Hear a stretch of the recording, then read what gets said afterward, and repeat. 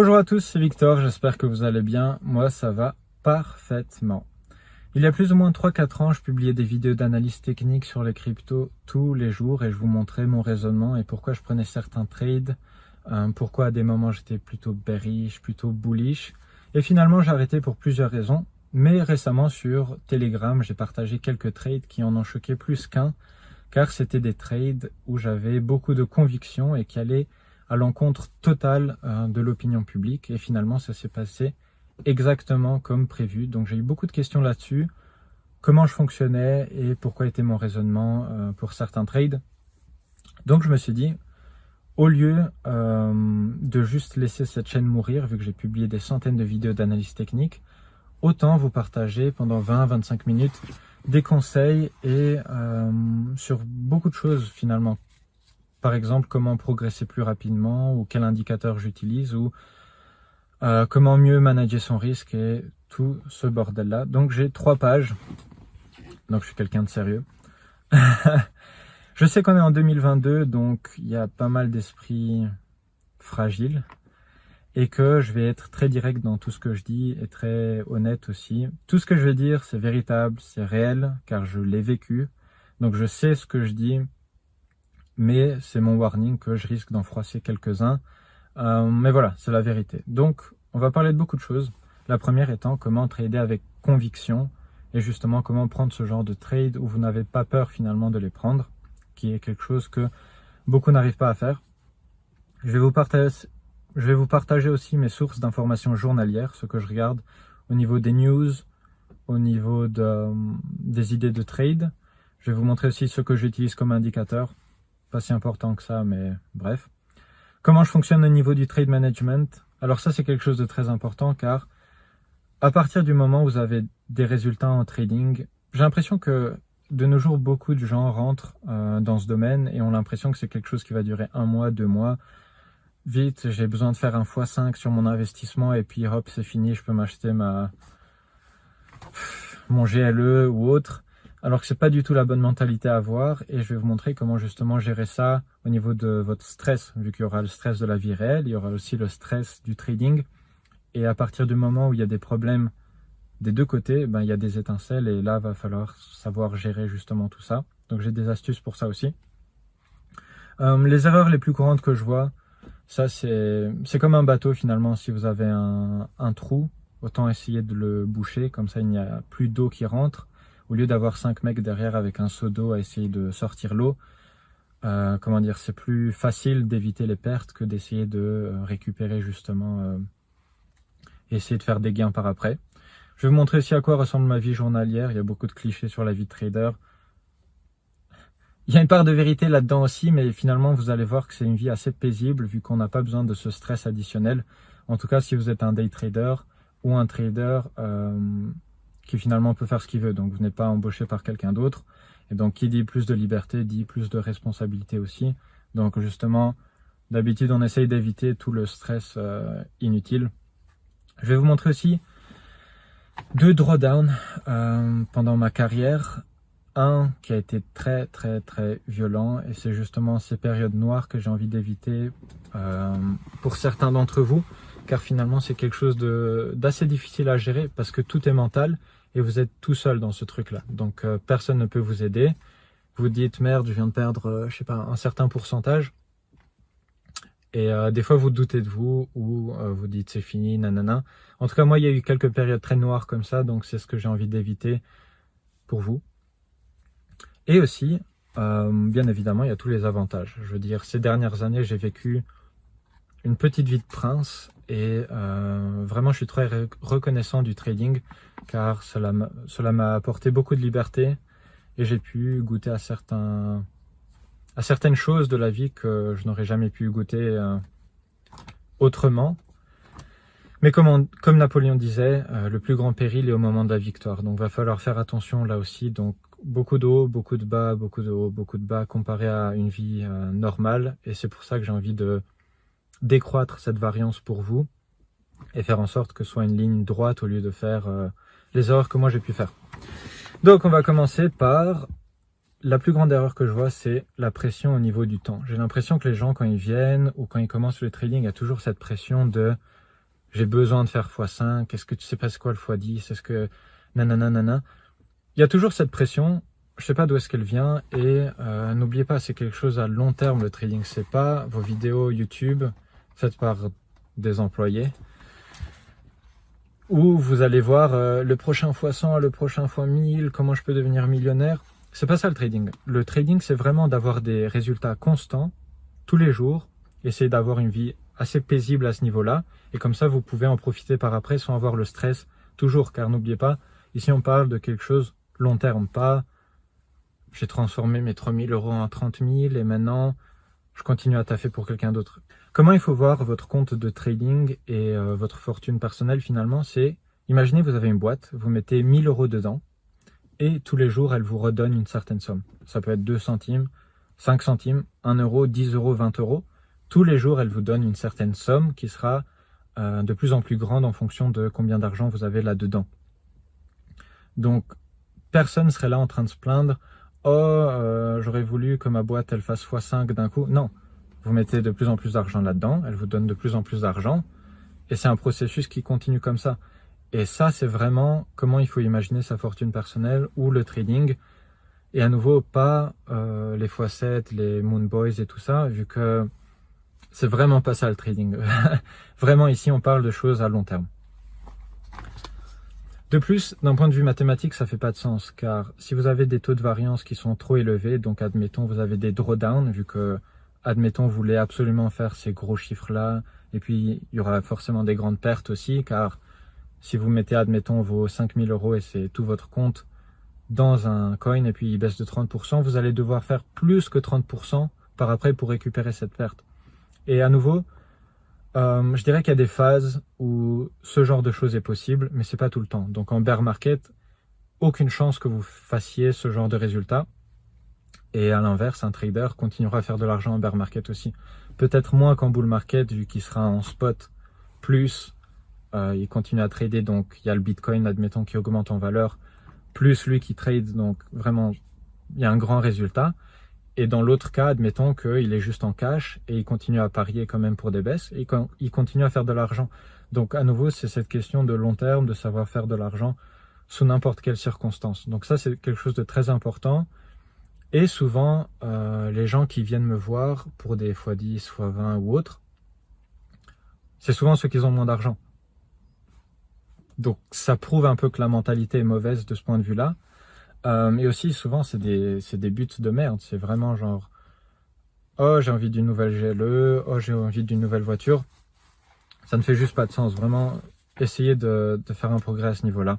Maintenant au niveau du trading, on est tous différents. Donc on a un style de vie différent, on réfléchit différemment. Et l'avantage du trading, c'est que vous pouvez être day trader, swing trader, long term trader, investisseur.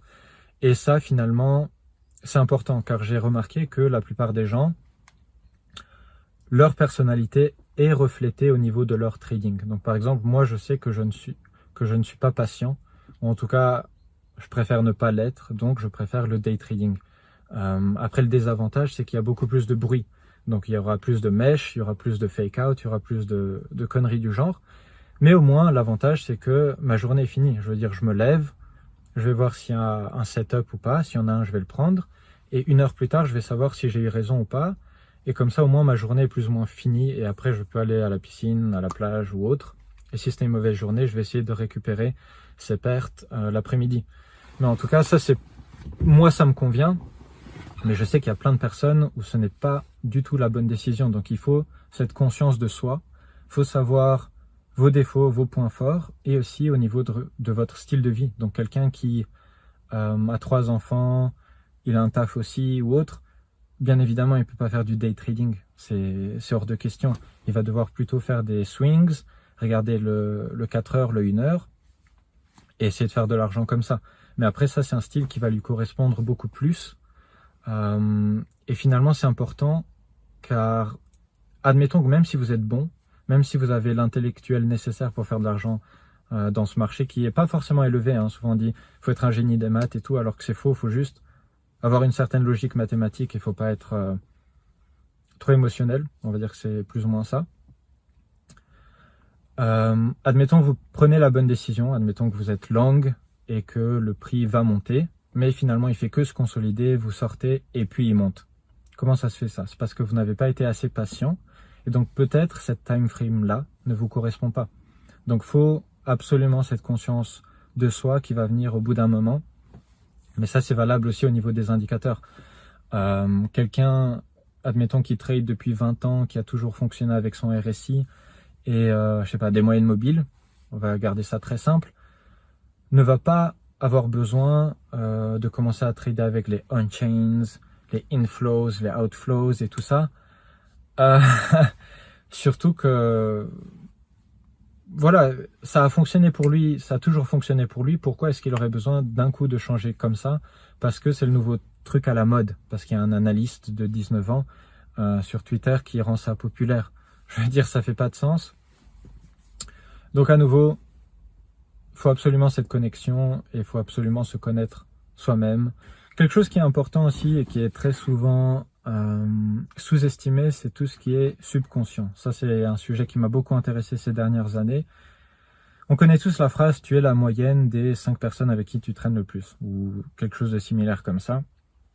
Et il y a une part de vérité là-dedans aussi en trading, tout simplement parce que si vous regardez, admettons, 5 youtubeurs, et ces 5 youtubeurs que vous aimez bien, parce que souvent ils disent plus ou moins les mêmes choses, et ça correspond avec ce que vous voulez entendre,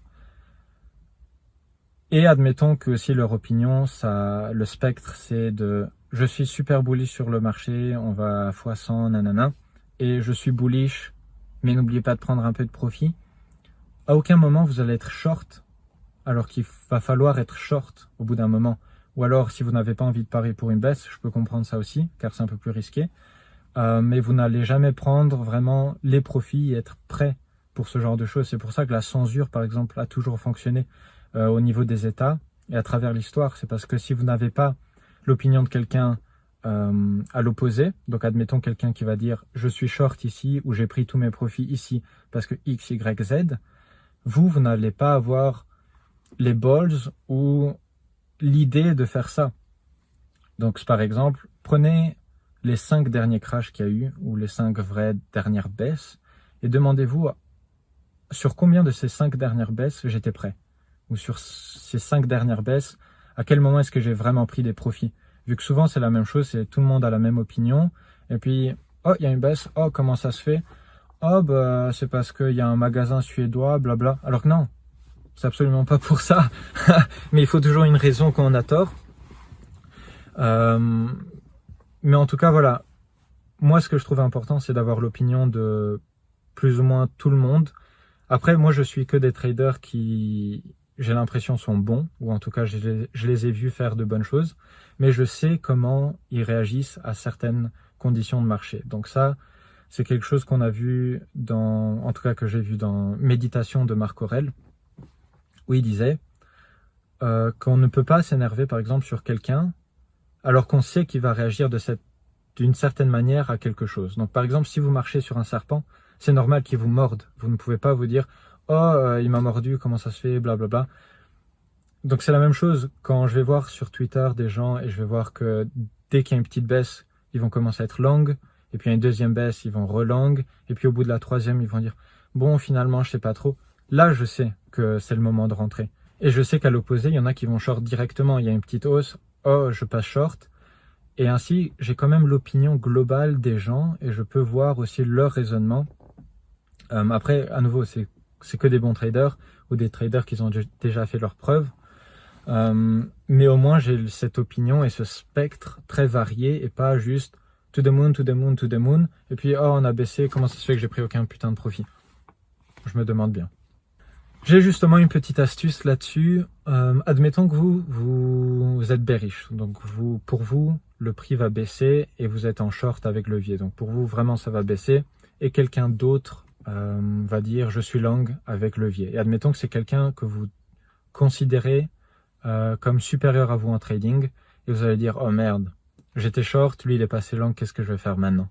Là, souvent, les débutants vont avoir un petit stress ou même quelqu'un qui a un niveau moyen va se dire ce mec-là, il sait ce qu'il fait, je commence à avoir peur. Ne prenez jamais ce trade-là. Si pour vous c'est l'opposé, la seule chose que vous pouvez faire, et au maximum, c'est de fermer votre position. Mais si vous commencez à prendre l'opinion opposée, alors que pour vous ce n'est pas le cas, vous allez rentrer dans un trade à basse conviction, et ça c'est quelque chose de dangereux. Vu que par exemple, vous étiez bearish, maintenant vous êtes long, vu que vous avez suivi ce mec-là, qui peut être tout à fait bon, hein, mais on se trompe tous. Ça se peut que le prix commence à baisser un peu et vous dites, mais je savais que ça allait baisser, et là vous passez short, et donc vous avez perdu de l'argent une fois, et puis finalement peut-être lui il va avoir raison par après, et vous allez perdre de l'argent deux fois. Donc même quand moi par exemple je passe vraiment super bearish et vous êtes dans des grosses positions longues, ne prenez pas ma position. Le maximum que vous devriez faire, c'est juste dire « Ok, bon, je vais clôturer cette position-là et comme ça, au moins, c'est tranquille. » Une autre erreur que je vois beaucoup de gens faire, c'est tout simplement idolâtrer trop les gens sur Twitter ou sur YouTube, alors que je veux dire, il y a eu tellement de fois où ils ont eu tort et en plus, il y en a, ils en ont rien à foutre de vous, les mecs. Je veux dire, ils s'en battent les couilles, mais à 200%, s'ils doivent poster pendant 20 fois « je suis bullish », ils vont le faire. Eux, tout ce qu'ils ont besoin de faire, c'est des tweets frivoles. Comme ça, ils ont de l'engagement. Et puis, c'est bon, ils ont fait leur journée et ils ont gagné des followers ou autres. Et ça, il y a des grands noms là-dessus. Je veux dire, même, il y a des gens qui se trompent alors que finalement, leur modèle peut faire du sens. Par exemple, Plan B, il a énormément de followers et finalement, son modèle a eu tort. Donc, est-ce qu'on peut le détester, le mec? Absolument pas. Je veux dire, il a posté quelque chose, il y en a qui l'ont suivi. Bon, il a eu tort, c'est comme ça. Mais il ne faut pas idolâtrer ces gens-là non plus. En plus, par exemple, un autre grand nom serait Willy Woo. Lui, il avait un fonds d'investissement, il me semble, avec un autre analyste assez connu, qu'à l'époque, je considérais supérieur à moi, mais ce n'est plus le cas. C'était Mourad quelque chose, il me semble. Et eux, ils avaient un fonds d'investissement, il me semble, je sais plus où. Et dû au crash de mars 2020, ils ont mis la clé sous la porte. Donc, à nouveau, suivez votre instinct, suivez votre manière de réfléchir et essayez d'avoir cet équilibre aussi au niveau de votre mentalité. Comme disait Mark Douglas, j'ai écouté beaucoup de ses séminaires et aussi dans Trading in the Zone, il disait la consistance que vous cherchez, c'est au niveau de votre mentalité, pas au niveau du marché. Donc à nouveau, essayez de chercher cet équilibre au niveau de votre mental, c'est la chose la plus importante. Et à nouveau, j'ai mentionné Méditation de Marc Aurèle. Qui était Marc Aurèle? C'était probablement la personne la plus importante sur Terre pendant 19 ans. Donc c'est un livre que je recommande, Méditation de Marc Aurèle. Comme ça, vous avez ce point de vue aussi stoïque et une approche qui finalement m'a beaucoup aidé, que ce soit au niveau de la vie ou en trading. Donc, mes sources d'informations journalières, moi, ce que j'aime bien, c'est avoir des faits ou avoir un texte, pas un reporter qui me dit pendant 30 minutes avec son émotion ce qui est censé se passer alors qu'on n'est même pas certain. Donc, je vais afficher tous les médias que je regarde là. La plupart sont, non, tous sont sur Twitter. Mais comme ça, je les ai de façon instantanée. Et je sais que c'est des choses rationnelles. C'est pas quelqu'un qui va essayer de me rendre émotif pendant une demi-heure pour quelque chose qui peut-être ne m'intéresse pas tant que ça. Ah oui, en parlant de Twitter aussi, je vais être actif. Je vais vraiment essayer d'être actif maintenant sur les réseaux sociaux, vu que honnêtement, quand je disais que la vie est paisible, elle est un peu trop paisible. Je veux dire, le trading, à partir d'un certain moment, finalement, si vous savez ce que vous faites, c'est chiant, vu que c'est toujours plus ou moins la même chose. Les chiffres ne représentent plus vraiment quelque chose pour vous, donc il n'y a plus tant cet effet de dopamine que vous aviez avant. Et donc, honnêtement, je fais pas grand-chose de mes journées à part trader, donc faire de l'argent, et puis le dépenser. Et puis, ok, il y a peut-être des loisirs et autres, mais à nouveau, ça c'est finalement faire ce qu'on veut de son temps, mais on contribue pas réellement à l'humanité d'une manière ou d'une autre, tel que par exemple un professeur qui va essayer d'apprendre des choses à des élèves et se dire « Ok, aujourd'hui, j'ai vraiment accompli quelque chose. » Donc à nouveau, je vous ai dit la plage, la piscine, le jacuzzi. C'est cool, mais voilà. Donc je mets mes liens Twitter et Instagram. Je vais essayer d'être actif pendant 60 jours et je vais voir si j'aime bien ça. Et on verra. En tout cas, voilà, c'est là que vous me retrouvez. Si vous avez envie de voir à quoi ressemble mon bureau, moi sur un bateau, moi sur, je sais pas, moi sur un yacht, voilà. C'est là que vous allez me trouver. Alors maintenant, on va parler de quelque chose qui est un peu moins amusant et c'est finalement mes 2 drawdowns. Comme ça, vous n'allez pas faire ces erreurs-là. Donc le premier drawdown, tous les 2 drawdowns finalement sont arrivés à des moments où je déménageais. Donc il y avait déjà cette partie-là de stress additionnel que peut-être on va pas s'en rendre compte sur le moment, vu qu'il y a encore beaucoup de gens qui disent le stress ça n'existe pas, la dépression c'est bullshit.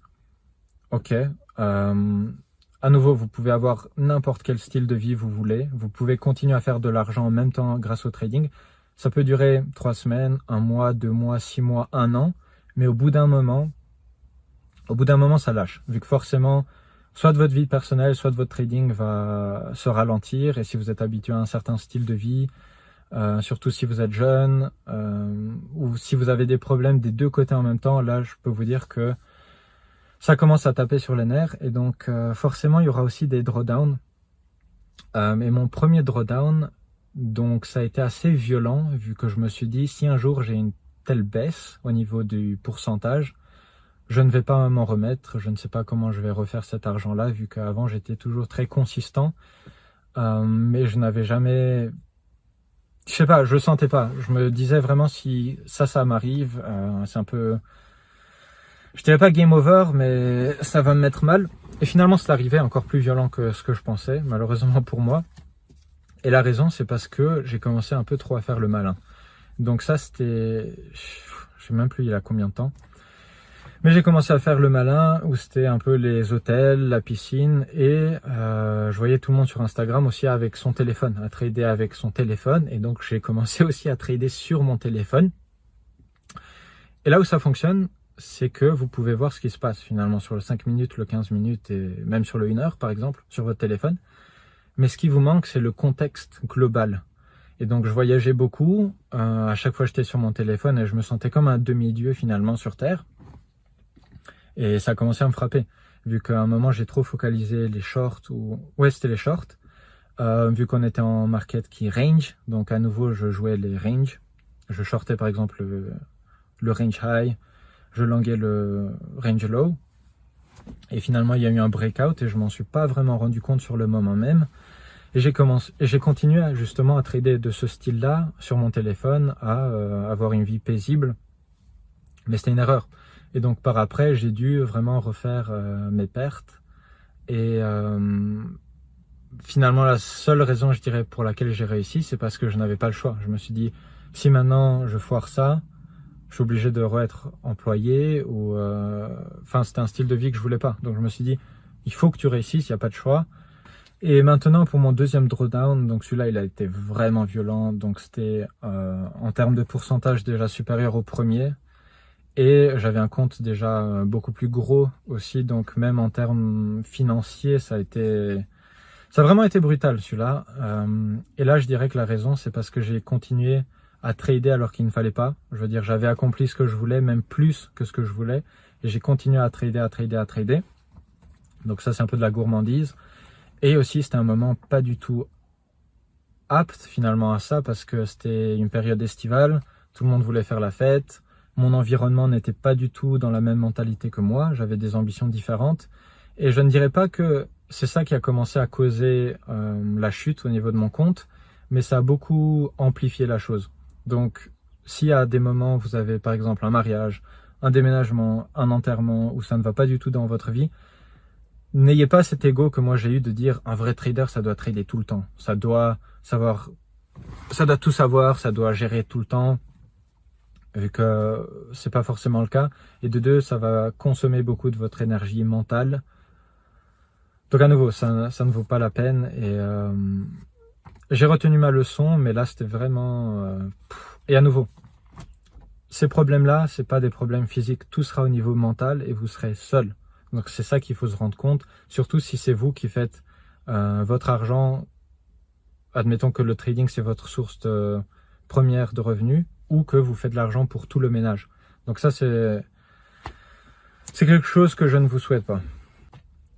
Alors maintenant on va commencer à parler de la partie technique, la partie qui vous intéresse réellement. D'ailleurs, je voulais mentionner que je suis très reconnaissant finalement des 2 drawdowns, vu que j'ai pu sortir certaines personnes de ma vie, j'ai pu comprendre certaines choses, Et aussi, je veux dire, ça m'a tellement fracassé sur le moment même que par après et maintenant, finalement les chiffres, ça ne représente mais absolument plus rien pour moi. Je veux dire, quelqu'un me dit, est-ce que tu peux manager 20 millions pour moi? Je vais pas forcément accepter parce que je ne manage pas l'argent des autres, mais je veux dire, je pourrais. Donc, à ce niveau-là, au niveau du mental, les chiffres ne représentent vraiment plus rien pour moi. Ou en tout cas, il n'y a plus ce stress qu'il y avait avant le deuxième gros drawdown. Donc ça, c'est vraiment un avantage et finalement, je suis reconnaissant de ces périodes assez noires. Donc parlons maintenant évolution au niveau de mon trading et au niveau des stop-loss et comment les résultats sont représentés. Au début, j'étais assez rigide, donc je prenais souvent des trades, admettons, avec un 3 RR ou 2.5 RR à chaque fois. Et donc ça, c'était plutôt au début, mais j'étais assez rigide. Donc ma mentalité, c'était soit tu es stopped out, soit tu atteins ton take profit, mais il n'y a pas vraiment entre les deux. Donc finalement, si on prend quelqu'un qui a un compte à 100 000 euros, un RR, ça voudrait dire que le mec, soit il perd 1000 euros, soit il gagne 1000 euros. Donc c'est ça qu'il risque. Donc 3 RR, ça voudrait dire que le mec, il risque 1000 euros pour potentiellement gagner 3000. Donc ça faisait plutôt quelque chose du style moins 1000, plus 2500, moins 1000, moins 1000, plus 3000, moins 1000, moins 1000, plus 2000. Donc c'était toujours comme ça. Et après, j'ai évolué de ça parce que je suis devenu plus intuitif. Et ça, c'est quelque chose qui va venir avec l'expérience à partir du moment où vous avez pris beaucoup de trades dans votre vie. Vous savez plus ou moins quand votre idée est invalidée. Et donc là, je dirais que mon win rate était supérieur au premier style. J'avais déjà un win rate supérieur à 50%, mais là, mon win rate était encore plus élevé. Mais le problème, c'est que je capitalisais pas assez sur les gains. Donc si on reprend l'exemple de moins 1000, plus 2500, blablabla, c'était plutôt moins 800, moins 600, plus 1002, plus 1004, plus 1005. Et sur le moment même, je me suis dit, ça c'est la façon optimale de trader parce que ça diminue énormément la variance. Donc à nouveau, votre graphique en termes de fortune personnelle ou de compte de trading, finalement les baisses étaient plus petites, les hausses étaient plus petites. Mais mon erreur, c'est que je ne capitalisais pas assez sur les gains. Donc ça aussi, c'est une erreur que je vois souvent. Si quelque chose fonctionne, laissez le truc couler. Ou au moins, ok, prenez 80%, mais laissez les 20% continuer à monter, vu que souvent, c'est contre-intuitif, mais c'est comme ça. C'est comme quand les débutants, ils ont tort, ils continuent à ajouter à leur position.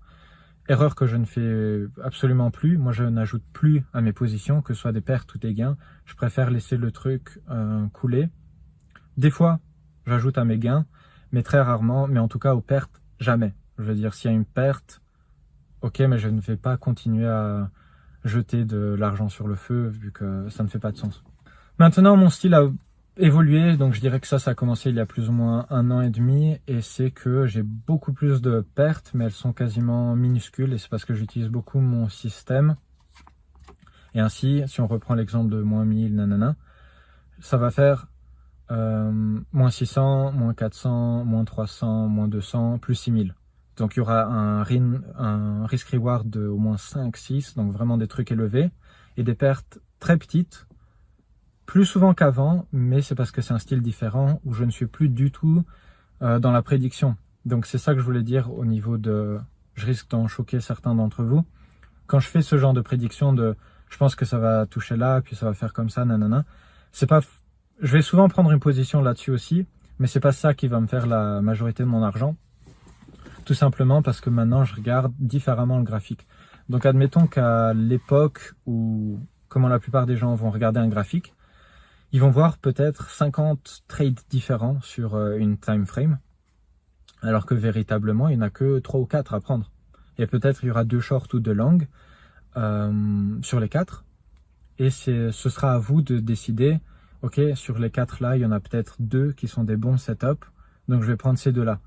Et souvent là aussi, votre stop loss, elle sera minime comparée à avant, vu que vous savez exactement où est votre niveau d'invalidation. Mais si vous avez raison, vu qu'il y aura un breakout, vous faites beaucoup plus. Donc mon style est beaucoup plus proche de ça maintenant, c'est quasiment que ça. Et finalement, je suis quasiment plus du tout dans la prédiction. Je vais juste attendre que la volatilité augmente petit à petit, où je vais essayer de prédire un breakout. Et c'est là que je vais prendre une position. Mais le fait de vouloir prédire, c'est absolument pas ce qu'il faut faire. Je veux dire, ça aide au niveau du contexte, ça aide aussi comme confluence ajoutée, mais ce n'est pas la priorité. Alors maintenant, ce que j'utilise comme indicateur. Comme indicateur public, donc libre d'accès à tout le monde sur TradingView, ce que j'utilise beaucoup, c'est les déviations standards. Donc ça, c'est Standard Deviation, si vous voulez taper le truc. Ça va vous montrer... on va dire que c'est comme des Bollinger Bands. C'est à des moments où le prix n'est pas censé rester là trop longtemps. Donc si par exemple, le prix a l'air essoufflé, par exemple après une hausse, et si sur le 4 heures, vous êtes dans une déviation standard, vous allez favoriser les shorts, vu que vous savez que le prix n'est censé que rester dans ce genre de déviation standard 5% du temps, par exemple, ou 1% du temps. Donc là, statistiquement, c'est à votre avantage. Donc, déviation standard, si vous n'utilisez pas ça, ça en vaut la peine d'après moi. J'utilise beaucoup le RSI, j'ai tout testé. J'ai testé le Money Flow Index, j'ai testé le Awesome Oscillator, j'ai testé tellement de trucs, mais le RSI, c'est ce qui fonctionne le mieux pour moi. Et je vais pas par exemple shorter parce que le RSI à 80 ou long parce que le RSI à 20, mais je vais plutôt regarder les divergences. Et après, tout dépend du contexte, bien évidemment. Mais si vous avez une triple divergence, vous savez que vous n'allez pas passer long, par exemple, si c'est une triple divergence au niveau de hausse. Vu que statistiquement, ça fait aucun sens de faire ça. Donc là, au moins, vous savez qu'il y a des endroits où vous n'êtes pas censé prendre un long, par exemple. Donc là, tout ce que cela vous dit, c'est finalement soit tu prends un short, soit tu prends rien. Mais ne long pas, vu que statistiquement, ça ne fait pas de sens. Est-ce que ça peut monter? Oui. Mais tout est possible dans ce monde. À nouveau, on joue les statistiques. Donc, le RSI et les divergences, j'aime bien, c'est classique, mais ça fonctionne. Après, j'utilise les moving average, donc ça, c'est les moyennes mobiles. Surtout sur la daily. Donc ça, c'est l'indicateur triple MA.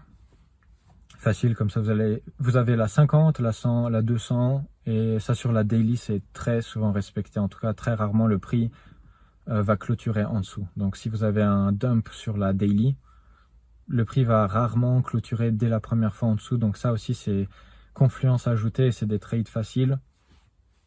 En tout cas, c'est de l'argent facile, je trouve.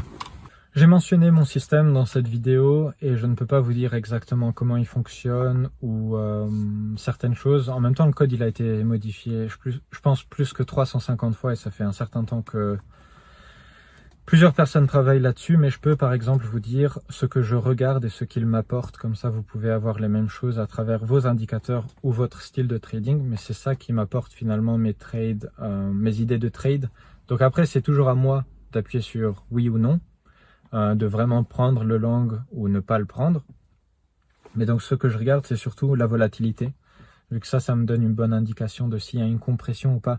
S'il n'y a pas de compression, il y a peu de chances que je prenne un trade, vu que je joue plutôt les breakouts, et même si, admettons, il n'y a pas de compression sur, par exemple, 4 heures, et vous êtes à un range low, vous allez regarder s'il y a une compression au niveau du H1 ou du 15 minutes. Comme ça, vous allez savoir, ok, bientôt, il y aura soit un breakdown, soit un breakout vers le haut, et donc là, je vais pouvoir me positionner. Et à nouveau, il y aura une stop loss très précise.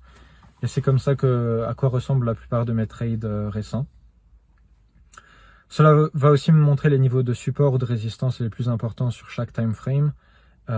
Et là, finalement, ma technique, c'est tout simplement que je regarde le niveau le plus important, par exemple, de résistance. Si je pense le prix va remonter petit à petit, je vais regarder le niveau de résistance le plus important, par exemple, sur le 1 heure. Admettons que je regarde le graphique 1 heure.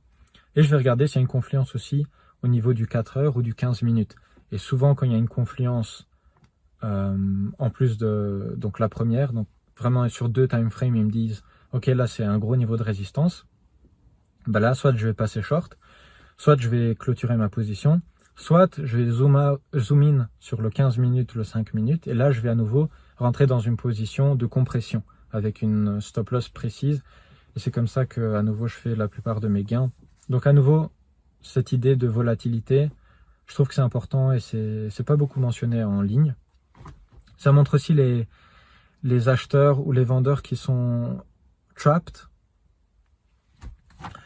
Donc ça m'aide pour définir l'impact du prochain mouvement. Donc admettons qu'il y a des acheteurs qui sont piégés et que je voulais passer short. Je sais que s'il y a un mouvement qui va break down, je sais qu'il va être plus violent et plus profond aussi. Donc il va baisser encore plus loin. Donc ça m'aide aussi à savoir où take profit. Et à nouveau, je vais combiner ça avec la confluence du, par exemple, 4 heures. Ça, c'est un niveau de support. Et ça aide. En tout cas, essayez d'avoir dans votre système quelque chose qui vous montre, là, il y a des acheteurs ou des vendeurs qui sont piégés, vu que ça aide beaucoup après pour savoir la dynamique. Et c'est comme ça aussi que souvent je dis, ça va baisser violemment.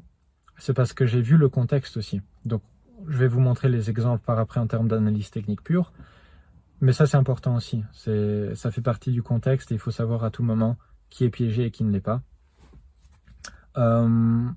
Et aussi la stop loss. Donc ça, c'est, je pense, le problème majeur de la plupart des gens, c'est qu'ils ne savent pas où placer leur stop loss et quand ils en placent pas, ça peut fonctionner, mais de temps en temps, vous allez souffrir d'un gros drawdown. Je veux dire, c'est pas normal d'avoir une position qui va vous faire perdre, je sais pas, 10 ou 20% de votre fortune personnelle.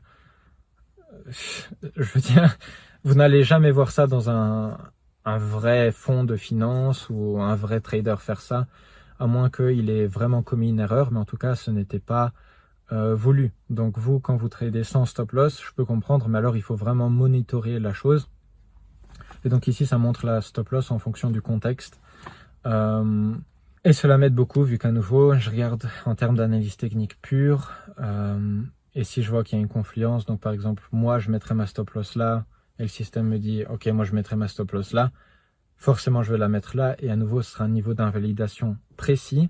Et comme ça, mes pertes, elles sont pas grandes. Comme je vous ai dit tout à l'heure, j'ai plus de pertes qu'avant, donc mon win rate, il est plus petit, mais au moins, c'est toujours des pertes qui m'affectent réellement pas. Avant maintenant de parler des 2 trades que j'ai mentionnés au début de la vidéo, les 2 shorts, je voulais donner un petit exemple en termes de théorie de trading et comment je réfléchis. Donc ça va se rallier à ce que je disais sur le trade management au début, de comment vous allez gérer votre vie et votre trading. Et une erreur que beaucoup de débutants font, et que même les gens qui finalement ont des notions de trading mais ne font pas d'argent, donc par exemple, ils vont gagner de l'argent, ils vont en perdre, ils vont gagner, ils vont en perdre, et donc finalement ils restent à ce même niveau-là.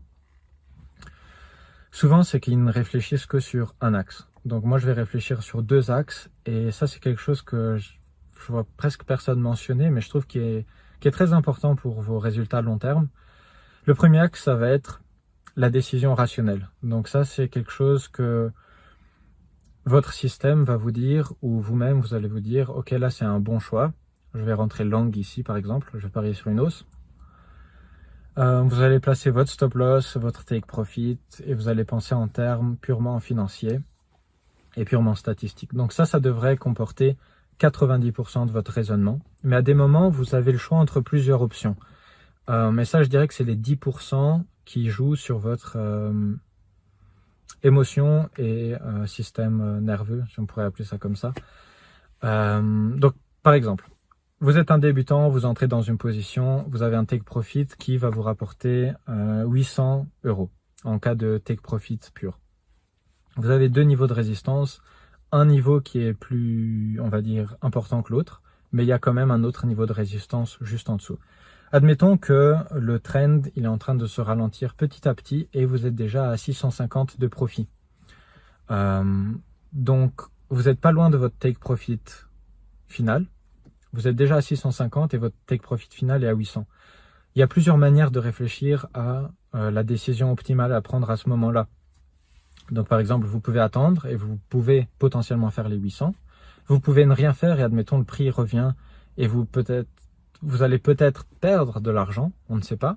Ou vous pouvez aussi décider de prendre vos profits à 650 et vous dire ok, je suis déjà assez heureux de mes profits. Et ça diminue aussi mon taux de variance car je sais que ça a augmenté et je ne risque plus finalement de tout perdre. Tout ça pour 150 en plus. Donc ça aussi, c'est une décision qui peut faire du sens. Donc là, qu'est-ce que vous faites réellement? C'est là que on va parler du deuxième axe. Et moi, souvent, je vais prendre mes profits à 650 si je vois que ça se ralentit. Après, bien évidemment, il y a mon instinct et on va dire, mon expérience. Enfin, c'est mon expérience, c'est pas on va dire.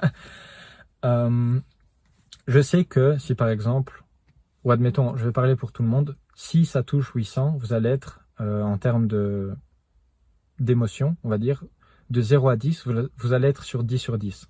Parce que vous allez vous dire, je suis rentré dans un trade, ça a touché mon take profit, je suis très heureux, ça s'est passé exactement comme prévu, donc 10 sur 10.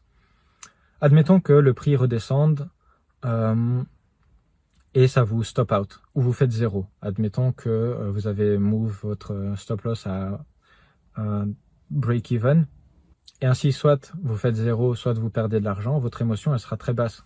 Limite, si on devait noter ça entre 0 et 10, si vous perdez de l'argent, ce sera probablement 0 vu que vous serez très déçu parce que vous étiez largement en profit et vous avez perdu de l'argent finalement. Si vous êtes à break-even, vous allez dire bon, ça aurait pu être pire, mais voilà, ça me fait chier. Et là, on va dire que c'est un 2 sur 10 ou maximum 3 sur 10, mais ça va être plus ou moins ça votre émotion.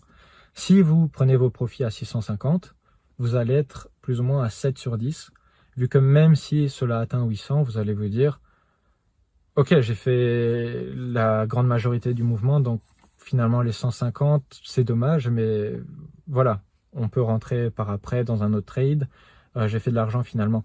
Donc j'aime aussi avoir au niveau de mon émotion, cette variance aussi qui est assez faible. Donc j'aime aussi contrôler au niveau de comment je vais me sentir après un trade, le résultat. Donc par exemple, si je peux avoir un 7 sur 10 sûr et certain et avoir des profits assez importants, je vais prendre ça plutôt que de risquer de ok, je vais faire probablement 150 en plus et ok, j'ai pas touché mon take profit comme je voulais de base. Une autre manière de réfléchir à ça, c'est est-ce que vous passeriez long à ce niveau-là? Probablement non, vu que ça ne fait pas de sens. Donc là aussi, vous pouvez vous dire je ne suis pas censé passer long ici, donc pourquoi est-ce que je serais en train de garder ma position? Donc là, vous voyez, il y a plusieurs options qui sont valables.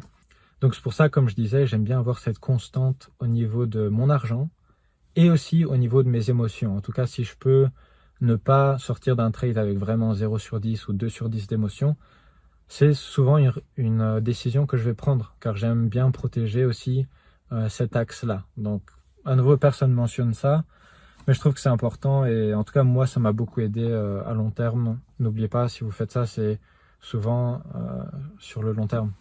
Ce qui est assez similaire, c'est quand quelqu'un a une grande décision à prendre, admettons, vous n'avez jamais fait beaucoup d'argent et admettons, vous avez une position où vous avez investi dans un altcoin et maintenant, vous êtes en profit de 40 000. Là, souvent, il y a des amis ou même des personnes qui ont besoin de conseils qui vont venir me voir et qui vont me dire « Toi, qu'est-ce que tu ferais ?» Et souvent, ma réponse est la même, mais les gens, ils n'aiment pas cette réponse. Parce que c'est une réponse simple, mais efficace. Et souvent, quand il y a vraiment ce doute-là, c'est parce que souvent, on parle de chiffres trop élevés pour la personne ou qu'elle n'a pas l'habitude de voir. Donc, au lieu d'avoir du regret par après, souvent, je leur dis « Prends 50% de profit ». Et les gens n'aiment pas cette réponse, mais c'est la vérité. Je n'ai jamais entendu quelqu'un dire « Oh, je regrette trop d'avoir pris seulement 50% de mes profits, nanana ». Mais j'entends souvent des gens dire « J'aurais dû prendre mes profits » ou « Je n'aurais pas dû vendre ». Mais quand il y a 50% pour des décisions qui sont importantes, c'est souvent la décision à prendre. Car vous n'êtes pas habitué à ce genre de chiffres. Donc vraiment, managez votre risque. Et à nouveau, on parle de variance et essayez d'avoir une hausse constante sur votre compte. N'oubliez pas, long terme, long terme, long terme. Maintenant, je vais vous expliquer comment j'avais pris les deux trades que j'ai mentionnés au début de la vidéo. La première chose, c'est déjà le contexte est super important. Beaucoup de gens ne tradent pas avec le contexte et ça, c'est l'erreur la plus grande que vous pouvez faire. Il faut absolument regarder le contexte à tout moment. Donc là, j'avais vu que le prix avait déjà énormément monté, il y avait de l'euphorie sur Twitter, le funding était positif. Donc, ça me poussait à chercher des shorts, mais ce n'est pas assez pour chercher des shorts, tout simplement parce que le funding ou tout ce genre d'indicateur peut vraiment monter jusqu'à un certain niveau avant que ça se retourne, ça tout le monde le sait. Mais ce qu'il y avait, c'était des acheteurs piégés. Et ça, c'est super important, car quand il y a des acheteurs piégés, comme je disais auparavant, après, s'il y a un breakdown, il sera violent. Et souvent, déjà, ça va aller dans le côté opposé, parce que le but du marché, c'est de tout simplement baiser un nombre maximum de personnes. Donc, acheteur piégé, contexte important, je favorisais les shorts. Donc déjà, je regardais les shorts. On a eu un mouvement assez violent, et après, on a commencé à remonter petit à petit, et il y a un range qui s'est formé. Et comme je savais qu'il y avait des acheteurs qui étaient piégés, je me suis dit, ok, je vais essayer de passer short dans ce range-là. Donc soit j'allais short le range high, mais ça c'était mon plan de base, mais j'ai vu qu'il y avait un FVG. Donc FVG, c'est Fair Value Gap. Très basique, mais en gros, ce que ça veut dire, c'est qu'il y a un endroit qui est illiquide. Donc souvent, le prix va retourner à cet endroit-là. Et donc ça, c'était un FVG, il me semble, sur le 4 heures. Donc j'ai attendu que le prix monte vers ce FVG, vu que je savais que souvent le prix va re-aller tester cette zone-là. Et c'est là que je suis passé short. Une autre confluence qui était ajoutée, c'était que je pensais que c'était un fake-out, même sur les time frames assez inférieurs. Parce que de 1, il y avait le FVG, donc ça diminue la chance que ce soit un vrai breakout vers le haut. Et de 2, c'était un volume faible. Donc ça augmentait pour moi les chances que ce soit vraiment un fake-out. Et là, à nouveau, le risk-reward y était. J'aurais pu bien évidemment me faire stop out, mais ce n'était pas le cas parce que tout suivait finalement ma logique. Donc voilà, ça c'était plus ou moins pour le premier trade. Après, il y a eu peut-être d'autres choses qui sont rentrées dans ma tête à ce moment-là, mais ça c'est les choses principales à savoir. Deuxième trade, c'est on avait une grosse baisse, et donc je m'attendais à de la continuité. Souvent quand vous avez un mouvement vers le bas qui est assez violent, vous allez en avoir un deuxième. En tout cas, ça dépend du contexte, mais très souvent c'est le cas. En tout cas, favoriser la continuité. Donc là, je me suis dit, ok, continuité. J'ai vu qu'il y avait des acheteurs piégés. Au début, je pensais même que c'était un vrai breakout vers le haut, mais je n'étais pas certain. Et puis j'ai vu, ok, on a formé un range. En plus, il y avait un biseau descendant qui a été brisé vers le haut. Donc normalement, vous êtes censé avoir un mouvement assez violent vers le haut. Ce n'était pas le cas. Donc à nouveau, signe de faiblesse, continuité, volume faible, range qui s'est formé. C'est toujours la même histoire, on sait ce qui se passe. Et c'est à nouveau pour ça que j'étais passé short et j'ai dit à tout le monde, je pense que ça va baisser. Le système aussi avait dit que le mouvement derrière devait être assez violent, vu que pour lui aussi c'était un vrai breakout vers le haut de base. Puis on a vu qu'il n'y avait pas de follow-up. Et donc quand il y a vraiment un signal bullish, où vraiment vous avez l'impression que ça va monter et puis ça ne suit pas vraiment la logique, vous pouvez être sûr que si ça break down, ça va être violent. Donc à nouveau c'était ça. Donc voilà, c'est plus ou moins la conclusion de cette vidéo. J'espère que j'ai pu vous apporter de la valeur. En conclusion, n'oubliez pas, protégez votre énergie mentale. C'est important, surtout pour le long terme à nouveau, long terme. Si vous avez des drawdowns, n'oubliez pas, respirez, voyez c'est quoi le problème, même au niveau de votre vie personnelle. Et puis vous allez voir s'il y a peut-être un problème à ce niveau-là. N'oubliez pas de me follow sur Twitter et Instagram. Je vais être actif là pendant au moins 60 jours et je vais m'efforcer à poster des choses. Je pense que ça peut être pas mal et je vais répondre à certains messages. Et si cette vidéo vous a été utile, n'hésitez pas à la partager avec quelqu'un d'autre. Mon but est seulement d'aider une personne. Et donc voilà, si vous pensez que quelqu'un a peut-être besoin d'entendre ces choses-là ou ça pourrait l'aider, why not? À nouveau, c'était ma dernière vidéo. On se voit sur Twitter ou Instagram et je vous dis à la prochaine.